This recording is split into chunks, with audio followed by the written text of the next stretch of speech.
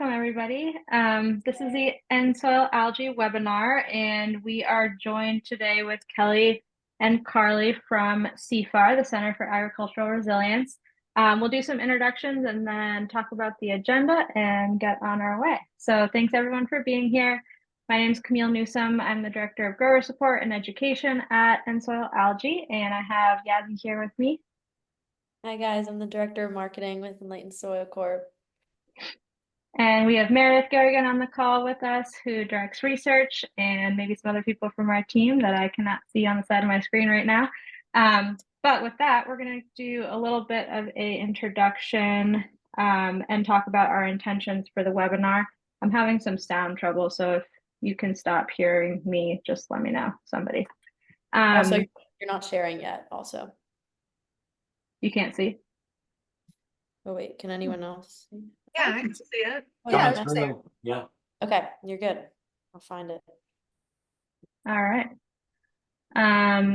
So we are going to, oh, it just went away from me. Bear with me, folks.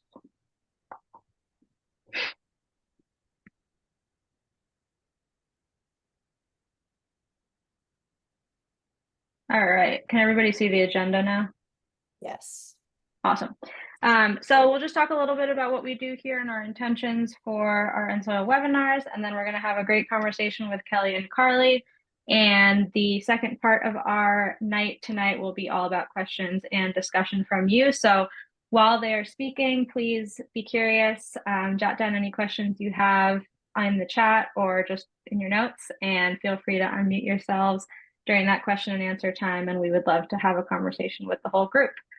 So we are going to begin with our intention. So we've developed the space as a collaborative space for our agricultural community to be educative and build community amongst one another. We want to support all the individuals and communities here with a highly consultative and relationship-focused approach to our whole systems thinking and implementation. And not to out myself as a fangirl of CFAR and White Oak Pastures, but that is exactly what I am. So when I met Carly and Kelly a couple of months ago, I was super excited to be able to connect with them on this educational and community building front. So I'm really, really grateful to both of you for being here, and I'm excited to learn more through our conversation together. A little bit about us at Enlightened Soil Algae. We grow a living green algae. It's a powerful biostimulant.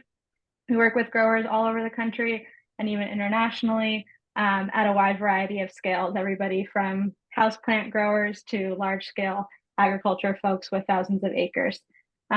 So if you have questions about Enlightened Soil throughout this experience or what we're doing with it when it comes to our education and community building, please feel free to include that in your questions.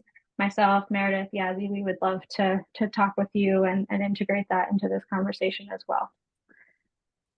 So with that, I want to introduce Kelly and Carly. So Kelly and Carly run CFAR, which is the Center for Agricultural Resilience, and I'm going to allow them to do a little bit more of an introduction. So would y'all mind starting by introducing yourselves and maybe your backgrounds prior to your work at CFAR as we jump in? Sure, I'll start. I am Carly Redding. I'm the Executive Director for CFAR, and that is what we call it. It is the Center for Agricultural Resilience, but you never hear us refer to it in any other name but CFAR. So we appreciate you having us on tonight, by the way. So this is an educational nonprofit that was founded by Will Harris, who is the owner of White Oak Pastures. And the way that we kind of run the organization is we attempt to educate in different areas, kind of general regenerative ag principles, and then we do some immersive courses as well that is a little bit more hands-on. Solar grazing, we offer different types of classes, but really Will founded this organization to do just that. He thinks of it as his way of giving back. And so he allows us to hold the educational courses and utilize his farm as our lab. So we get to teach about the principles of regenerative agriculture, and then we get to take people out on the farm at White Oak Pastures to actually show them, examples or what we're talking about or the differences in soil health. The great thing about being here is this particular farm has been operational in a regenerative manner for about 30 years, but they have purchased lands all throughout. So we have a land that's 30 years old and land that's 3 years old. And so we get to demonstrate what that looks like. If you are taking agricultural industrial crop and trying to transition that land, we are able to show examples of that and how long it takes. It's very fascinating. I won't necessarily get into that right now, but it's a really fascinating way to run the organization. I have been there. He started this in August of 21, and I started with them in May of 22. So I've been here a little over 2 years. I started and still am a part-time executive director.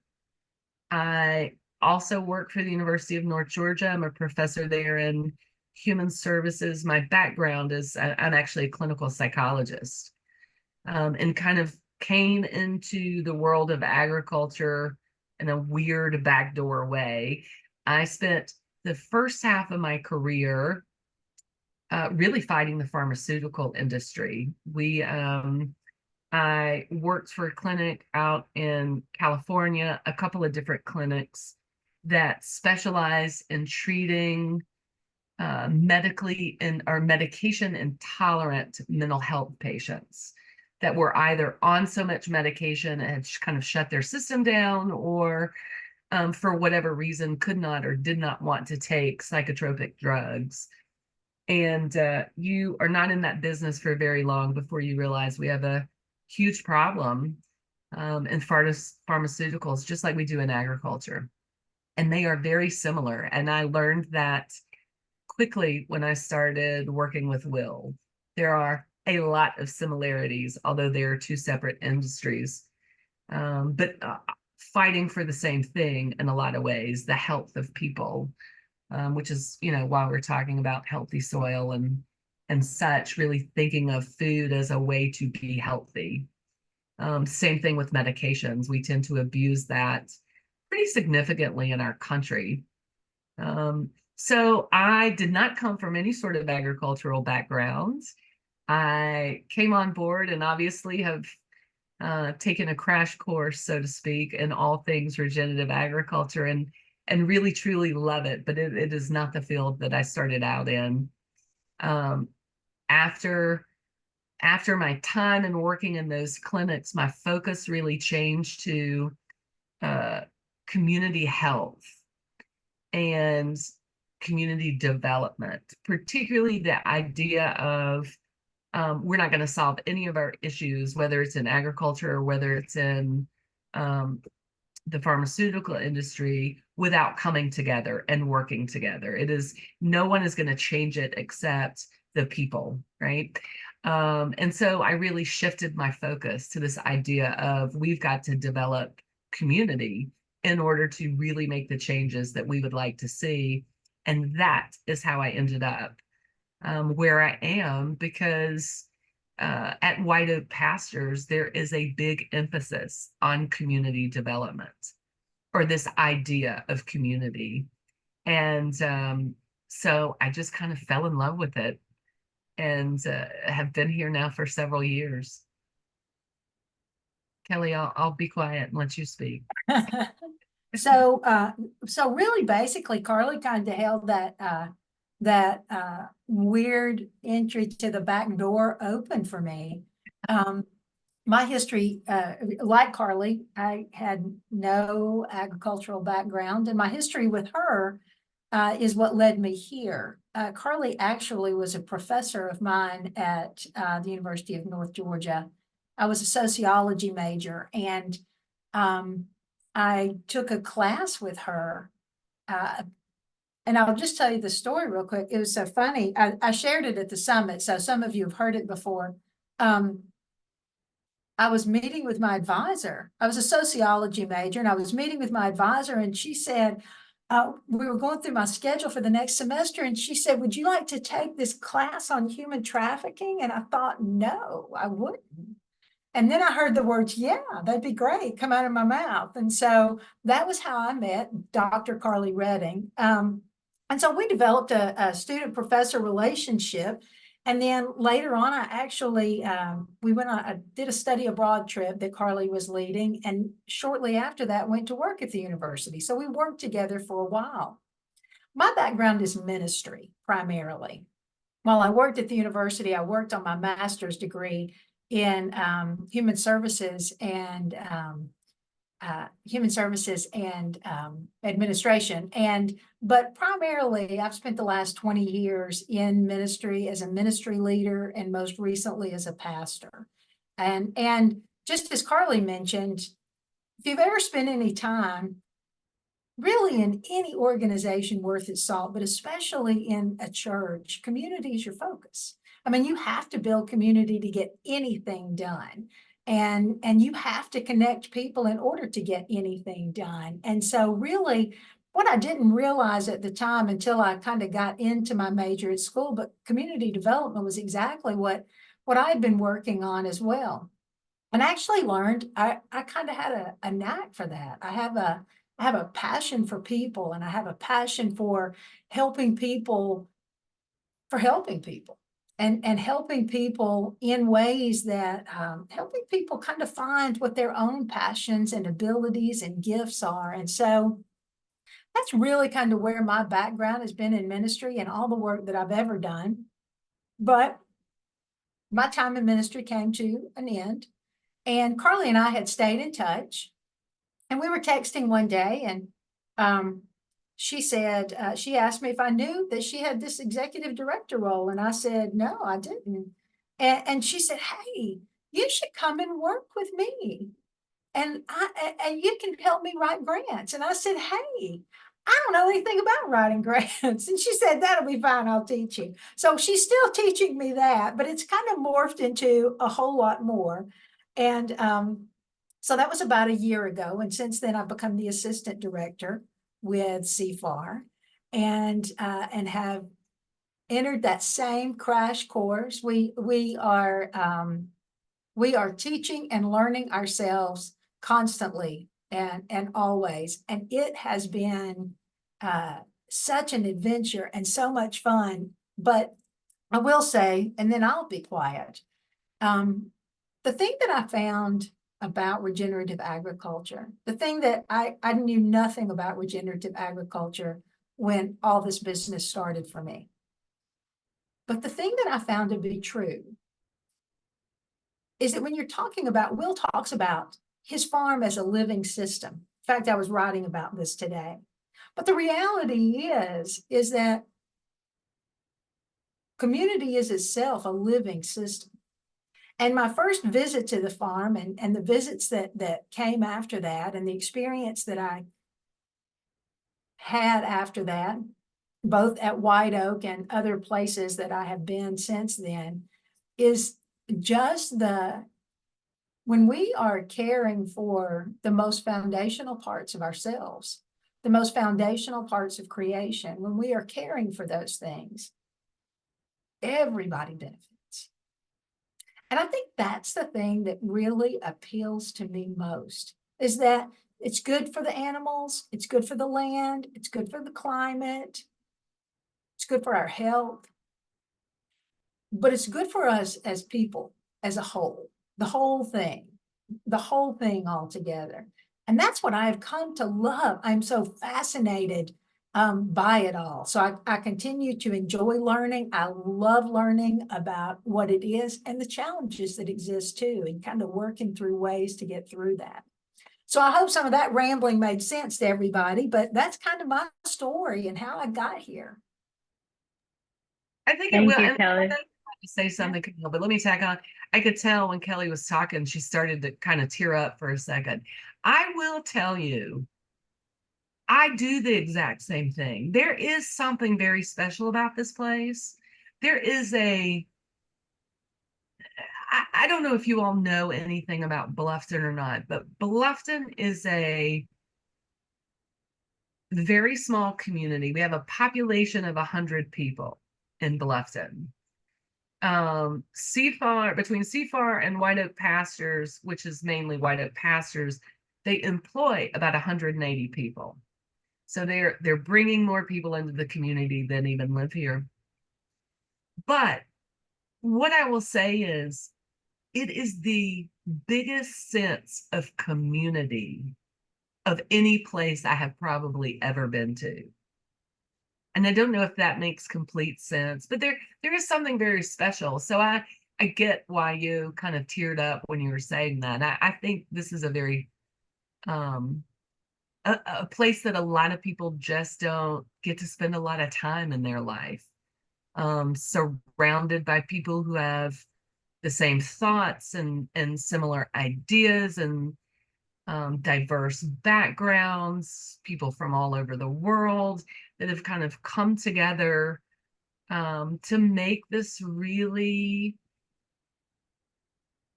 I know I keep saying special, but it really is. It's a very special place. So I was just gonna kind of tack that on. I didn't mean to interrupt you, Camille. No, no. Thank you for tacking that on. And I so appreciate the vast range of what y'all are talking about when it comes to an introduction. I mean, I feel like I want to ask you where you want to go next. Do we want to explore CFAR for a little and then come back to the community realm? I don't actually know if we can ever get away from the community realm, quite frankly. I mean, everything Yeah. that we ever talk about, whenever we talk about our planning, whenever we're talking about, it's always about ways we can contribute to the community in Bluffton, but also how we serve to help the connection that exists between other people who are interested or involved in regenerative agriculture, and even beyond that. I mean, one of the things that I think we have to be aware of is we can talk about things. I mean, and I'll use the church as an example, because they are a fabulous example in this way. When you're a part of a church and you start thinking about you as the group that's within those walls, as the group that exists there, and what's good for you and what you can do, and you have a mind. I mean, your mind is focused beyond that, but sadly, you end up, a lot of your efforts are often focused internally. And so I think that's a great example for any industry, really, but especially when I look at, and I still feel like I'm a bit of an outsider, but when I look at regenerative agriculture, I think we have to remember it's not just the people who are connected. I mean, we've had the opportunity to host a lot of farmers. Carly and I were talking today, primarily farmers are who we host, but we also get educators. We have gotten restaurant owners. We have gotten, some of our educators have come from culinary schools. And then there's people who are just interested in learning more. And so really, one of the things that I get excited about is how can we take this idea of regenerative agriculture and all of its benefits, and how can we move it outside the bounds of the farm? Because I think that's important to the survival of the farms as well. So I think we're always going to come back to community, although I appreciate your effort in trying to get it somewhere else. Well, workshops, I think you're right, Kelly. Even our workshops, that is part of what we're trying to do, is connect people who are interested in one way or another, whether it's homesteading, regenerative agriculture, investors wanting to, somewhere to invest their funds in regenerative agriculture. We get a lot of those folks at the workshop, and yes, we want to educate them, and we want them to walk away with a tool or tools that they find beneficial. But I think even more than that, it's about creating community among themselves and among each other, that we're not their only support system, but they're getting a support system from other people who are starting out or who are transitioning their farm or about to buy a farm, or whatever the scenario may be. It really is. I mean, that's what we're trying to do. As much as educate, we're trying to connect them and And keep if we can take, connected with us. yeah, and if we can take, one of the things in talking about how special white oak is, and I have to say, when we were in Arizona, that's where CFAR and Enlightened Soil met at the Regenerate AZ conference. Yeah. But Yeah. but even there, it's there is you get a sense, at the farm, you got a sense there when people come together, but you get this sense at the farm of everybody's got a place. I mean, everybody just has a place, and it's really up to you whether or not you want to take that place, but everybody has something to offer. I mean, here I come in, preacher girl, like, what have I got to offer? Well, so far, they keep telling me I do actually have something to offer because they keep smiling when I come back down. But everybody has something to give, and I think that's the thing. As much as the practices, yes, the education, we want to educate on, and the Harris family is deeply passionate about, let us show you how we do it, because we can't be the only farm there is, right? But also working to help replicate that sense of everybody's got a place. That's what I love about regenerative agriculture. Really, Yeah, everybody has it. let me expand upon that for those of you that don't know or maybe haven't been here. So the majority of those 180 employees, CFAR is very small. CFAR is really ran by me, Kelly, and Leiden, who's also on this call, that I told him to jump in if he so felt like it. But we're not a big nonprofit. So the majority of employees are white oak.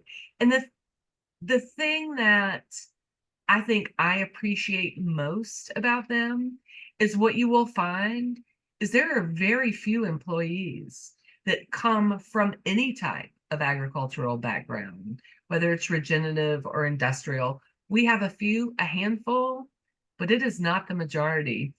They are very open to people have skills and people have passions, and you can teach any principles you want, but you can't teach passion.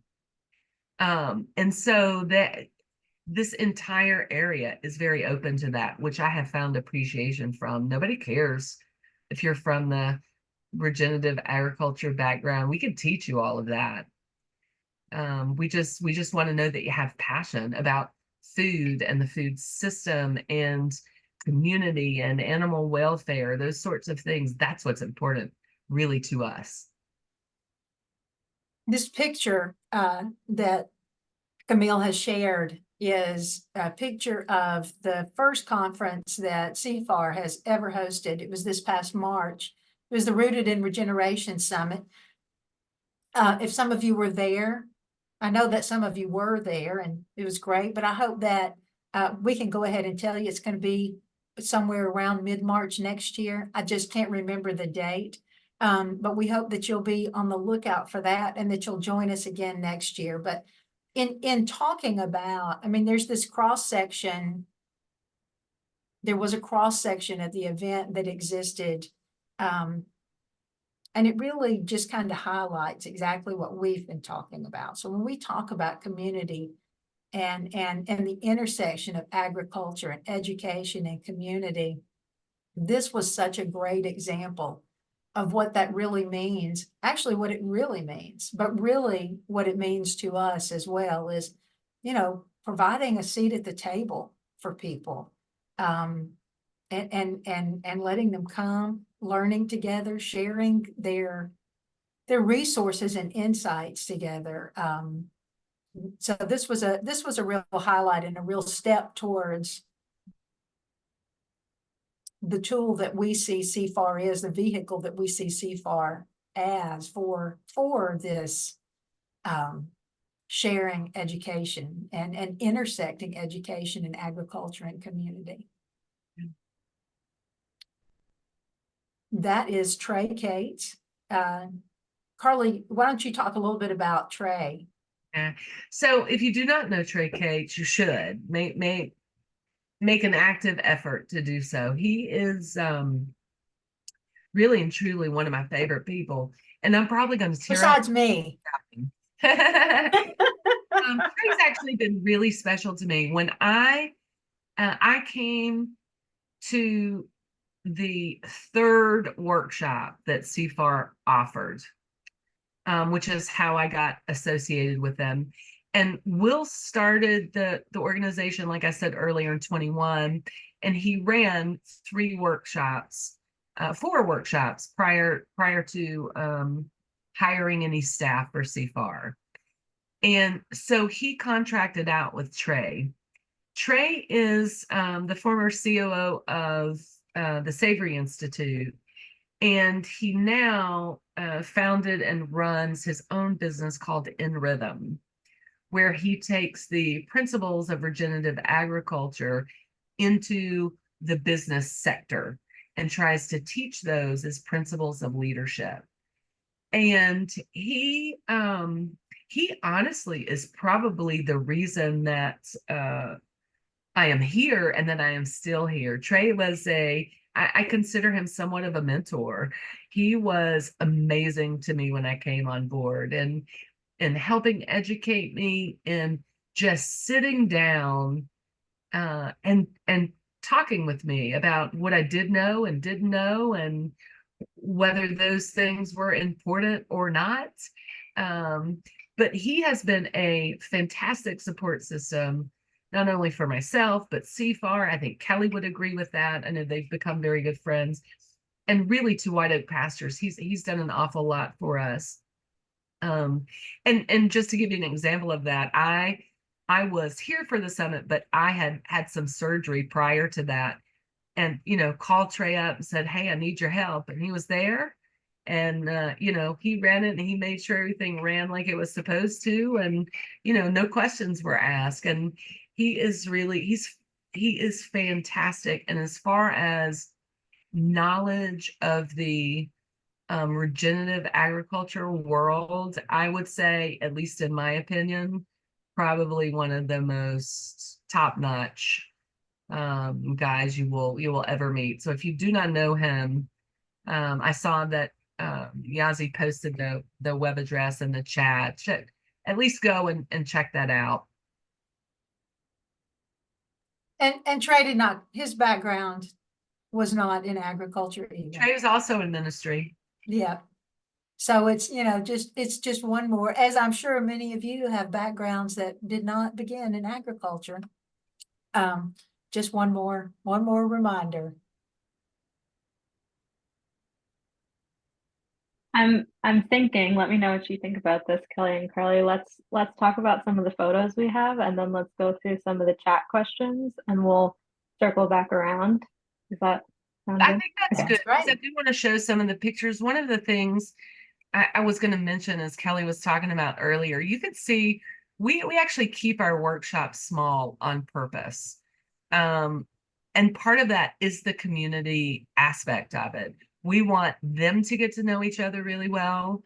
We also want people to have the time and the opportunity to ask us. And when I say us, probably not necessarily me and Kelly, but a lot of the managers at White Oak Pastures who are out doing the day-to-day work, we want them to have the opportunity to sit and talk with them, which is what is happening now. At the kind of head table is the founder, and then the small room and its manager. And this particular picture was a solar grazing workshop. And so it is literally just them sitting and talking with her and having the opportunity to ask questions, whether it's about sheep or equipment or grass or whatever it is. So I think also keeping those where it is very manageable. We're not just trying to pack people in. We are really trying to educate and make new community connections. Yeah. In this particular picture, this is the event center. This is where our workshops take place. And we actually have the room flipped around. They're usually facing the other direction. But you can see, so the event center it's what used to be the United Methodist Church in Bluffton. It hasn't been that for some time, but the Harrises bought it and use it as the event center. And Leiden's office is in the back, and there's some other office space there. But you'll notice those pictures up on the wall. Those are Will's ancestors. That of his grandfather or his father, his great grandfather. I think his great great grandfather or something like that. It's a fifth generation farm. Is that correct? No, Will is the fourth generation. The fifth generation is currently actively running the farm. The sixth generation's running around here like a bunch of wild banshees. They're all 80 and under. Yeah. But they're learning and they're on the move. Yeah. So if you come to a workshop, that's where you're going to spend some time. This is another place you'll spend a lot of time. This is the general store, and you can tell this is where we do our eating. That's the group from the solar grazing workshop again. But we have meals together with our workshops. And again, I know we sound like broken records, but it is about forming communities. It is about getting people together and giving them the opportunity to share their own information and resource with each other. And we drink a lot of wine. Yeah. So this is actually how we take people out. You know, I was saying we have work that we do in the event center. But a lot of our time is actually spent on this truck out in the fields, where particularly like solar grazing, 2 days, we're outside 2 days pretty much, because that's where the action is, right? And so it's kind of like a little mobile classroom. We do a lot with this truck. And I think the array is the next picture, if I'm not mistaken. I could be mistaken though. Yep, I was. Did I not send a picture of the solar array? I don't think so. This is the last one I got. Sorry. Well, that is definitely not a solar array, although those are some lovely, lovely people. And Carl's on my screen twice now. Well, we wanted to put this up just to talk a little bit about Think Regeneration as one of the groups that connected us in soil with Kelly and Carly and the folks at CFAR and White Oak. This is the Think Regen team. Carl's also with us on this call. But these folks are doing some really great work in the regeneration space broadly across the entire supply chain. And they are inspirations to us, and just as the CFAR folks are, in how to really move at a localized level through communities and into communities and with communities to support all the different players. And so I'm curious if you two would talk a little bit about how do you do that work when you're working with local communities, whether it's Bluffton or it's people who are maybe coming from far away to your workshops, and how are you supporting them in this local work of regeneration? You want to, I mean, you go ahead. Okay. Well, I mean, I was going to say, I think locally we do. Also interesting is we're surrounded by industrial farming here. We are the only regenerative farm and literally surrounded on all sides. So it's a little bit of an uphill battle for us here. But we spend a lot of time trying to relate on different levels. Like, just for an example, we're working on a housing project right now. And one of the issues here in Bluffton is we do not have enough housing. Part of the reason for that is the way that the kind of city water and sewage system was originally set up. There's been no new bills here since 2016, and that was one new build. Prior to that, there's been no new housing in the Bluffton area, I believe, since the 70s. I can't remember what year, but it was in the, yeah, because everything is at capacity and it's not been updated. Again, it's a small rural community, right? So you're lacking a little bit of motivation, you're lacking some funds, there's several things. And so for us, even in working in this, we're working on a needs assessment to bring in more housing. That is part of our way of connecting with the local community, because for us at this time in our local area, that's what's most important, because we're the outsiders here. So part of it is trying to get people to not even accept, but have some understanding of what we are doing. And we, at least through CFAR, are trying to do that in ways that are outside of agriculture, because we have found sometimes it's easier to connect and talk with the folks in our local community by doing that. And I know that didn't completely answer your question. I'm gonna switch over to Kelly, but on a local level, it's a little tricky here, I guess, is my overall point of that. So a couple of things that I would add to that, on the local level, we don't have a lot of opportunity to work with, to bring in other local vendors, or to, you know, for example, with the summit, we actually didn't get to do this, but we had invited a local food truck owner to come, and unfortunately her mother-in-law was life flighted to a hospital and was not actually able to fulfill that that agreement that we had that weekend. So we'll look for her next year. But also there are other in some nearby towns, if we can connect people who are at our workshops. We do most all of the meals there. We do most everything, but if we can connect them with any of the business owners, then that is, again, as Carly said, not agricultural, but it is ways of connecting and building those bridges. Developing community, supporting community is the slow boat to turn most often. But the other thing that we do, and I say, Carly lives in Bluffton and also in another town. I live north of Atlanta.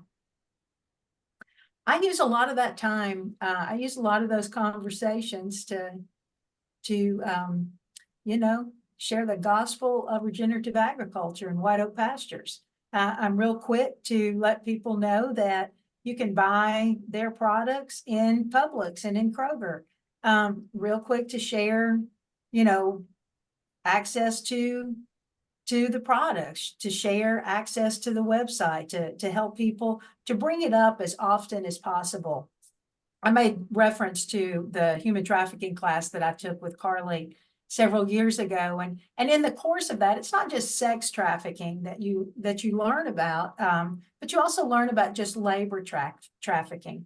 And actually in the agricultural business, there has been a great deal of illegal labor trafficking that I learned about while I was in her class. And so one day, I accosted the manager in the produce department at Kroger and just really started asking him all of these questions. I'm sure that he was horrified, but the reality is, if we really want to make a difference, if we really want to share the goodness that we have discovered in this whole industry, you raise awareness by talking about it. And so that is the biggest thing. We use the outlets we use ourselves and our own communities. We have a newsletter. Our social media, I've been so pleased with the girl that puts together our social media stories, because she has really been focusing on the educational aspect of those things. But it takes you about 35 seconds when you're reading the educational aspects to tie that to some other area of your life. And so that's another launching pad for conversation around these things. So those are ways, not necessarily what you would think, but probably the most effective ways that we are able to make some inroads that way. Awesome. Thank you both. I think that's yeah, really helpful, I think, for a lot of people in this group to hear that and be able to apply that to the local communities that they're trying to work with regeneration. So we have some questions in the chat. I'm going to stop sharing so we can all see each other. And we'll see where this takes us. We have about 15 minutes left, and I want to keep to that time. So Ethan has asked, I want to start with the second question, Ethan. Do you think the pharmaceutical company industry will be influenced by naturalism or focus on their herbal PBR research again? And I would add to this question, maybe something I was interested in asking you about, Carly, was where do you see this parallel in the kind of chemical related work with regeneration, whether that's in the pharmaceutical chemicals or in the agriculture chemical industry? And how is that coming up for you with the work you're doing at CFAR? Yeah, so kind of going back to the first question, honestly, I don't know. I mean, I would like to, be very positive and say, yes, it's going to change. But, the reality is it's not really up to the industry. And I truly feel that way. I feel that I said that in the beginning. I feel that same way about agriculture. The reality is we are the ones causing the problem. I call it, and there's a book that refers to it, that we've become kind of,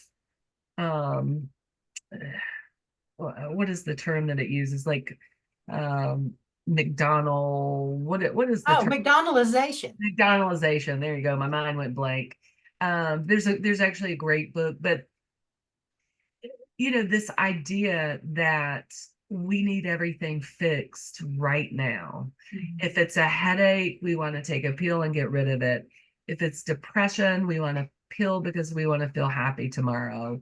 Whatever it is, we've created that. So I don't know that the industry is going to change. We have to be the ones to change. So I don't know exactly, how to answer that first question and if I think it's really going to get better. I think that we are getting large enough numbers that a significant subset of the pharmaceutical industry, just like a subset of the agricultural industry, is moving forward with very natural ways of solving this issue. We are not anywhere close. I mean, I know all of you know that, and I'm not telling any secrets here. We're not close. We need those numbers to grow, but I think it's us that really have to rally and champion these things. And we have to learn that nothing is going to solve our issues right now, right? We have to do that for ourselves, and that generally is a time commitment. Mm-hmm. Whether it's increasing our mental health or increasing our health through food in some way. We can't eat an apple and feel better tomorrow, but that's what we really want. And we've got to learn that lesson, that we've got to have patience to really see the long-term change. And that is the thing, Ethan, that I think stops me from answering your question. I don't know how long it'll take us to do that and get there. We got to grow in pretty significant numbers. And I don't know that that's going to happen quickly. Yeah, thanks, Carly.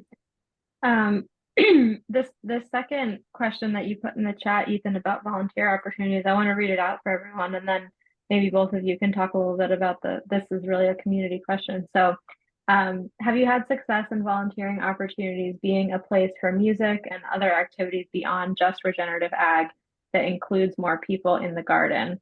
What has been the most rewarding and challenging work in both regenerative agriculture and collaborative volunteering to build these communities or ideas? You want to answer that, Kelly? Well, I'm not sure if I'll answer it the way you would, but yeah, I think So what we see in Bluffton,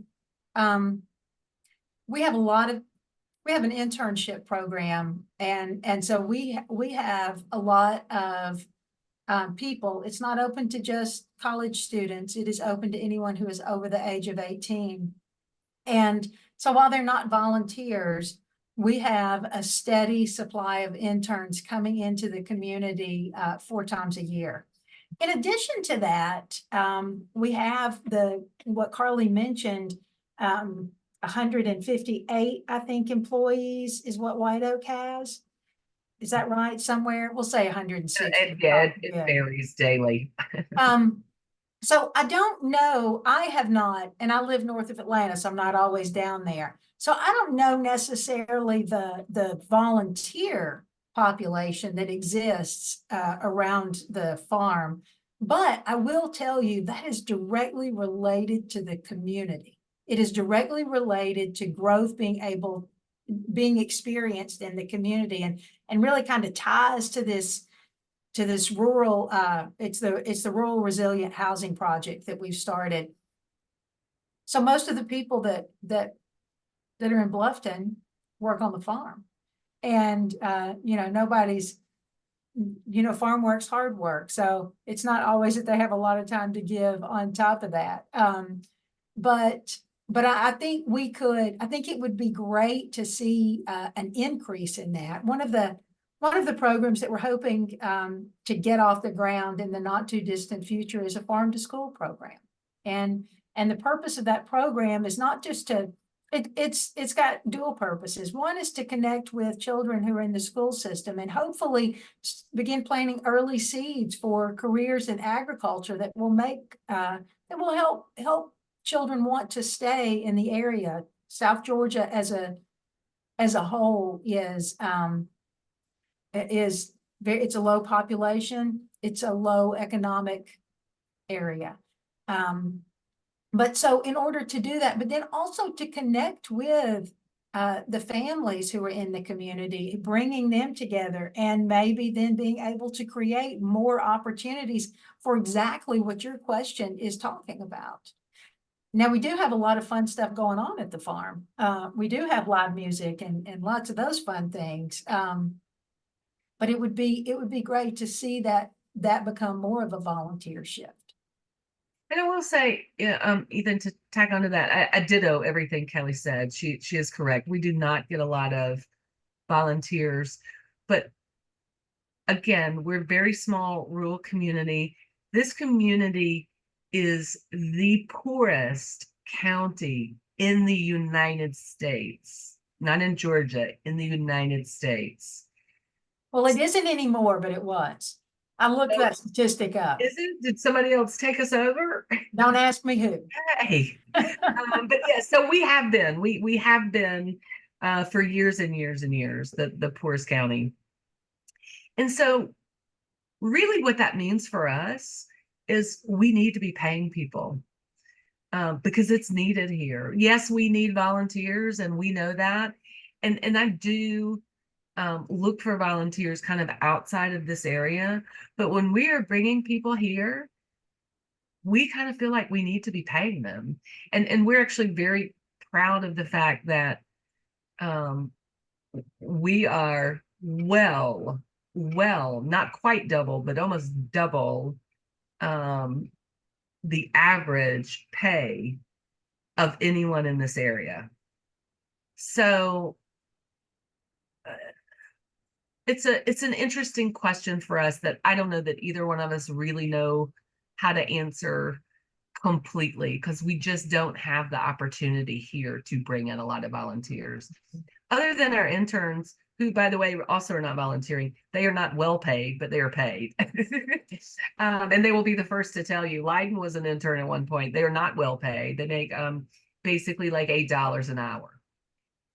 But we do even try to pay the interns because, again, it's important, and we're trying to support people and support the community, right? And that's one of our ways that we do that. Mm-hmm. I'd love to invite anyone who would like to unmute themselves and ask a question or throw something else in the chat.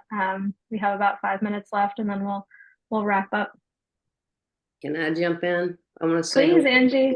Kelly, my forever lunch date. We'll get together soon. I'm kidding. I wanted to ask you, Carly, it's very clear. And by the way, I did attend the session in March, and it was life-changing for me. And at least 5 people on this call I was connected with and have kept up with. And Trey being one of them, I tried to take one of his courses. And I just, man, I couldn't follow. I'm not working right now. So I couldn't get into the organizational headspace that I had once occupied. My question for you, though, is everything, I love the model, love the program, love everything about it. Is the intent to sort of continue to keep that at White Oak, or is the intent to take, because it seems like this is segmented, right? So you've got this industrial farming. That's my background. My family's in industrial farming. So that's one problem set. And then you've got the community development, which does overlap. But is the intention to sort of keep this in Bluffton and have people come here and take it back? Or is the intention to sort of have this mobile, if you will? No, I mean, the truth is, Angie, we kind of feel like this is our niche, so to speak, right? I mean, there are a lot of organizations that are going out and educating on regenerative ag principles, right? And we all know them. I mean, there's Understanding Ag, there's Savory, there's lots.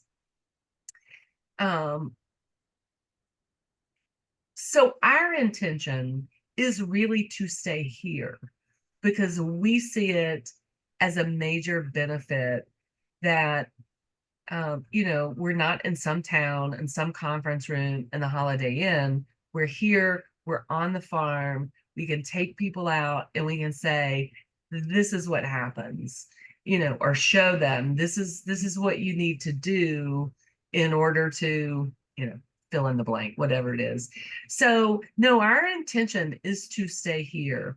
Now we are trying to get some courses online. It's not that we don't want to get our message out. We absolutely do. We just think for the actual workshops, we want to be able to show people. It's important to us. And it's also important. I mean, the connections that we have with other farms, with other organizations across the country. You mentioned earlier, Think Regeneration. I mean, Yachty out at Oatman Flat, Trey, Fearless Farmers in Texas, having those connections and being able to share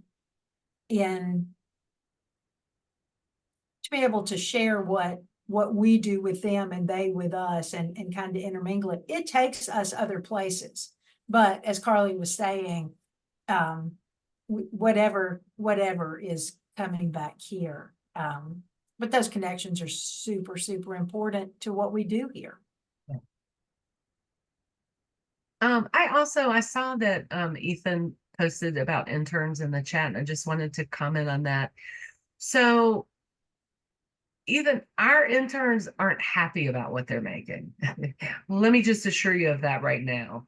We get complaints, but we do have a solid group of applications every term. There are a lot of people that are interested in coming here and interested in working.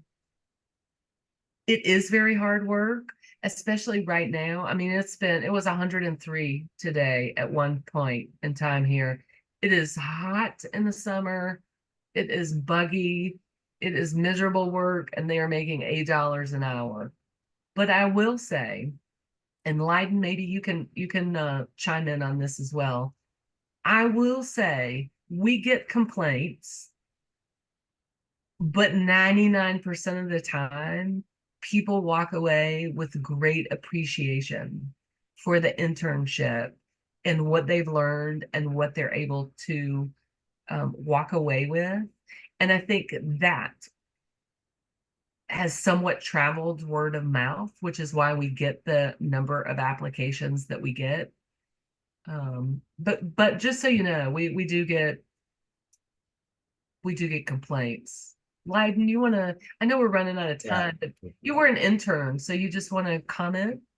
Yeah, so I was an intern here last summer, so maybe one of the worst times here in Georgia. Super hot, very buggy, like Carly said. And the pay isn't great, but also I think kind of what Carly was saying as well, the balance of the education that you get out of it is way more than money can buy, honestly. Like it's an experience that you're, sacrificing time out of your life to do, but it's very much worth it because it's, yes, the knowledge itself is fulfilling, but the taste of the community and what's going on here in Bluffton is like, it's insane. Truly, before I knew that I was coming back here to work full time, I was mourning that I wasn't going to get to experience the life here in Bluffton again, just because it was so special.